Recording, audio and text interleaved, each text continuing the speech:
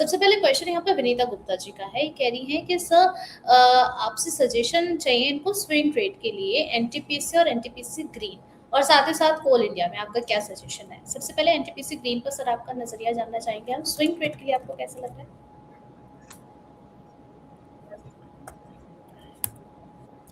NTPC काफी अच्छा लग रहा है। एनटीपीसी मेरे हिसाब से आपको लेना चाहिए स्विंग ट्रेडिंग के हिसाब से। आपका स्टॉप लॉस होना चाहिए 377 का। 377 का स्टॉप लॉस लगा के 390 में लीजिए, 12 पॉइंट का स्टॉप लॉस होगा। और ऊपर की तरफ मुझे लगता है 410 से लेकर 425 तक का मूव एनटीपीसी में आते हुए दिख सकता है, क्योंकि पावर सेक्टर का डिमांड बढ़ने वाला है। क्योंकि पूरी दुनिया में आपको पता ही है क्रूड ऑयल का कितना इशू चल रहा है, उस वजह से जो दूसरे पावर्स है वहां पर ज्यादा कंजम्पशन बढ़ने के चांसेस हैं। तो एनटीपीसी हो या कोल इंडिया हो, दोनों उस वजह से चल रहे हैं। मेरे हिसाब से एनटीपीसी अभी लेना चाहिए 390 के भाव में। अब एनटीपीसी ग्रीन एनर्जी खोल लेते हैं हम लोग जी। एनटीपीसी ग्रीन एनर्जी आज जरूर मूव आया है स्टॉक पे, बट ये थोड़ा सा रिस्की ट्रेड होगा। अगर फिर भी लेना है तो आप 89 का स्टॉप लॉस जरूर लगा लीजिए, क्योंकि वैल्यूएशन कंसर्न है इस स्टॉक पे। और आज अच्छा खासा एक दिन में मूव आ चुका है न्यूज के वजह से। तो मेरे हिसाब से अगर इस पे ना लें तो ज्यादा अच्छा है। अगर आपको ट्रेड करना ही है तो 89 का स्टॉप लॉस लगा लीजिएगा। क्लोजिंग बेस पे अगर 100 के ऊपर क्लोज होता है तो 110 112 तक ये स्टॉक जा सकता है, मगर उसमें रिस्क रिवॉर्ड रेशियो ज्यादा अच्छा नहीं बैठ रहा है। 10 रुपए नीचे है और 10 रुपए ऊपर मिल रहा है, तो रिस्क रिवॉर्ड रेशियो ज्यादा अच्छा नहीं है। तो मेरे हिसाब से अवॉइड करेंगे तो ज्यादा अच्छा रहेगा। तीसरा कौन सा स्टॉक था सर? आपने कवर कर दिया, कोल इंडिया का आपने नाम लिया था स्विंग ट्रेड के लिए, कोल इंडिया भी पिक कर सकते हैं। जी, कोल इंडिया भी पिक किया जा सकता है। इस स्टॉक पे अगर पिक करते हैं तो आपका स्टॉप लॉस होगा 450 के करीब का। 500, 510, 20 तक स्टॉक को टारगेट ले सकते हैं। ये अच्छा लग रहा है। कोल इंडिया एनटीपीसी बाई है, एनटीपीसी ग्रीन को थोड़ा सा अवॉइड करें, ज्यादा अच्छा।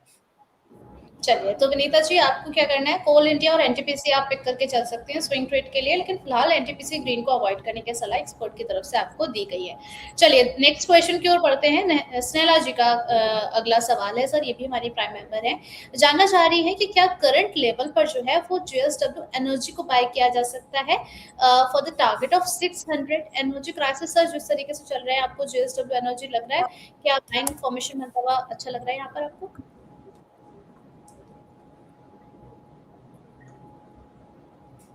जी, आज ही ये 200 मूविंग एवरेज को क्रॉस करके ऊपर जाने की कोशिश कर रहा है और 524 अभी चल रहा है। तो अभी चाहें तो अभी ले सकते हैं स्टॉक को, मगर आपका स्टॉप लॉस जो है 505 का होना ही चाहिए, क्योंकि ये एक दिन का मूव क्या कल कैरी फॉरवर्ड करेगा या नहीं करेगा बोलना मुश्किल है। तो आपको 505 का स्टॉप लॉस बहुत इंपॉर्टेंट है आपको लगाने का। इसमें मुझे लगता है अगर ट्रेड सही हुआ तो 567 से लेके 585 तक का मूव आ सकता है स्टॉक। चलिए ठीक है सर। स्टार्टिंग कमेंट्री में भी जो है हम इस चीज़ पे बातचीत कर रहे थे कि ओएनजीसी या इस तरीके के कोई भी स्टॉक है तो वहाँ पर क्या करना चाहिए। ऐसा ही कुछ मिला जुला सवाल हमारे एक और प्राइम मेंबर का है, जानना चाह रहे हैं कि इन्होंने ओएनजीसी बाय किया है 285 में, इसके अलावा इन्होंने ऑयल इंडिया भी बाय किया हुआ है 493 के भाव पर। तो यहाँ पर जो है ऊपर की तरफ टारगेट्स हम कब तक देख पाएंगे, और अगर अभी हाल फिलहाल में अगर अपसाइड जाता हुआ हमें नजर नहीं आता तो क्या करंट प्राइस पर यहाँ पर एवरेज किया जा सकता है?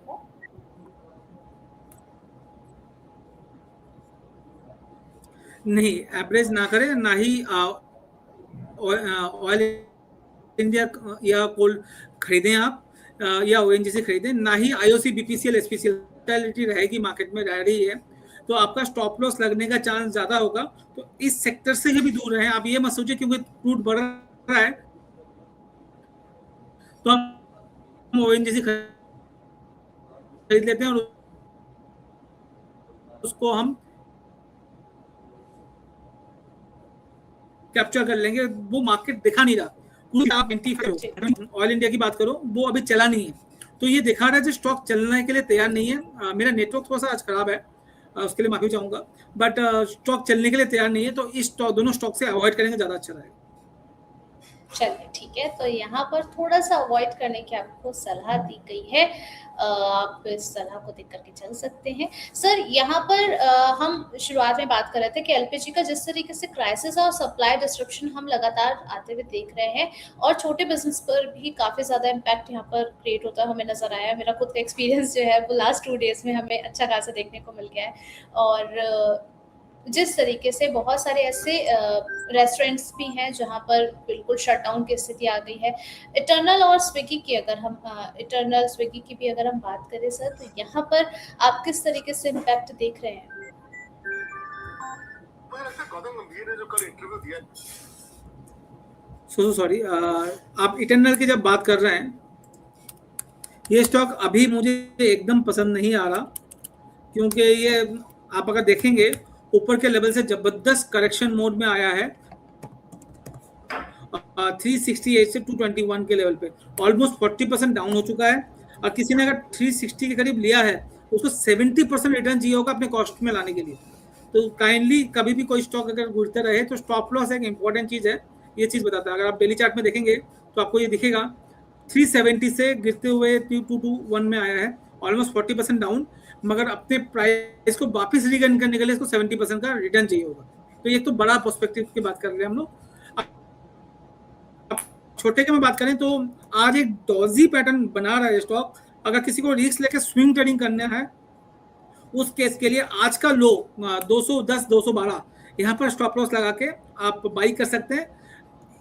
ये हम सिर्फ बाउंस बैक के लिए प्ले कर रहे हैं, जिसका टारगेट हो सकता है 240 से 245, मगर वहां पर वापिस एक सेल ऑफ आएगा नीचे की तरफ, ये जरूर मान के चलिएगा। तो स्टॉप लॉस स्टिक रखने, अगर 210 टूटता है तो नया लो हो जाएगा और ज्यादा 190 180 तक भी आ सकता है। तो हाई रिस्क ट्रेड है, अगर किसी को करना है तो उस तरह से कर सकते हैं। ठीक है सर, इसी से मिला जुला हमारे एक प्राइम मेंबर का क्वेश्चन भी है। सात्विक जी कह रहे हैं कि इनके पोर्टफोलियो में इटर्नल है और ये अभी जो है 22% के लॉस में है। तो अगर इनका 1 ईयर का पर्सपेक्टिव है तो क्या अभी होल्ड करके चल सकते हैं इसको या फिर निकलने के मौके देख लें?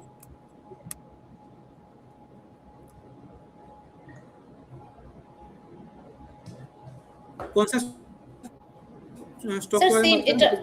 सर सेम इटर्नल के बारे में जानना चाह रहे थे कि अभी 22% के लॉस में चल रहे हैं। नहीं, नया एवरेज आउट ना करें, अगर है तो आप बने रहिए, इसमें एवरेज आउट करने की जरूरत नहीं है अभी से, अभी टाइम लगेगा इसमें वापस रिबाउंड आने में। चलिए ठीक है, तो फिलहाल के लिए एवरेज करने की सलाह आपको नहीं दी गई है। सर नेक्स्ट हम स्विगी पर भी आपका नजरिया जानना चाह रहे हैं। 281 पर चल रहा है, क्या इसको भी अभी वक्त लगेगा?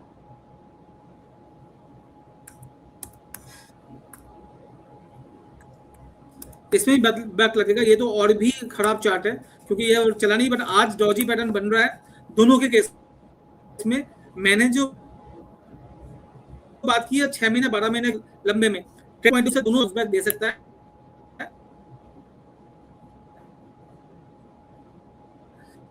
और स्विगी में भी वही लग रहा है।